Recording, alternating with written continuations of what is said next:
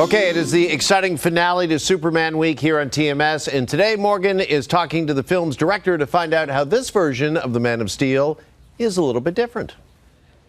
That's right. In my last interview, I talked to the director of the film. We all know and love James Gunn from the Suicide Squad and Guardians of the Galaxy, and he told me all about why it was so important for him to highlight the Man of Steel's vulnerability in this film. Take a look.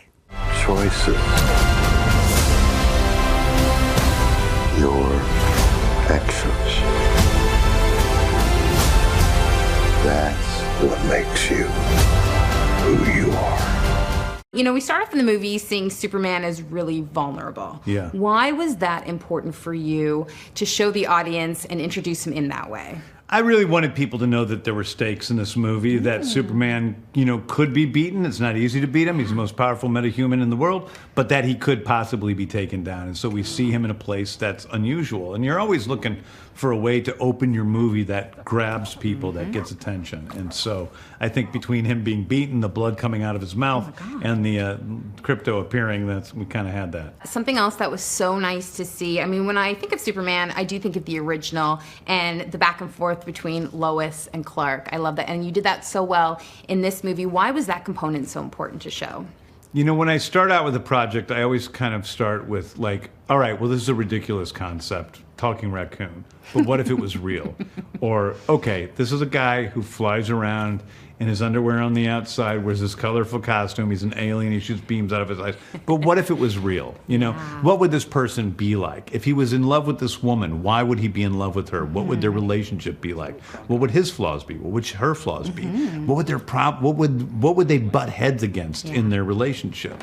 And so that's where all of that started for me, and creating the dynamics between those two. And I also wanted to show a piece of Superman and Lois's relationship that we haven't normally seen on films or in the comics. It's always been they're falling in love or they're married, but seeing them in the first 3 months of their relationship before Lois is even sure she can put up with this guy because he's sexy, she likes him, he's so sweet.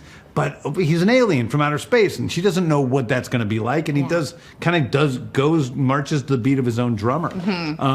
And so I think that, there was just a lot of fun stuff there to play with. So I'm sure everyone's telling you this, but when David pops up on the screen for the first time, I mean, I'm like, how did we all not know this guy was meant to be Superman? Right. Did you feel that way? Were you like, hold on, we got to go through the audition process? Or were you like, this is the guy? It was both. I mean, it was both. I mean, I saw him in the movie Pearl that my friend Ty West directed, okay? And so I saw him in that. I'm like, this guy's a good actor.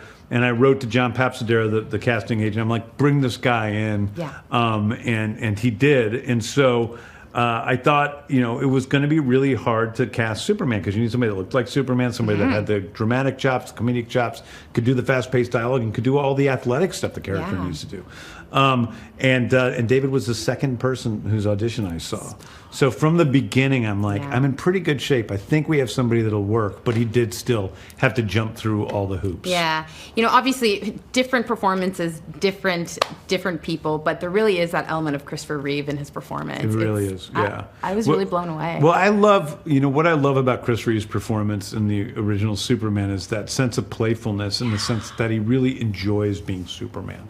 When he saves that cat from the tree and gives it to the little girl, he's having fun. He loves doing what he's doing. And I wanted to bring that to, this Superman. And you can catch Superman in theaters everywhere today.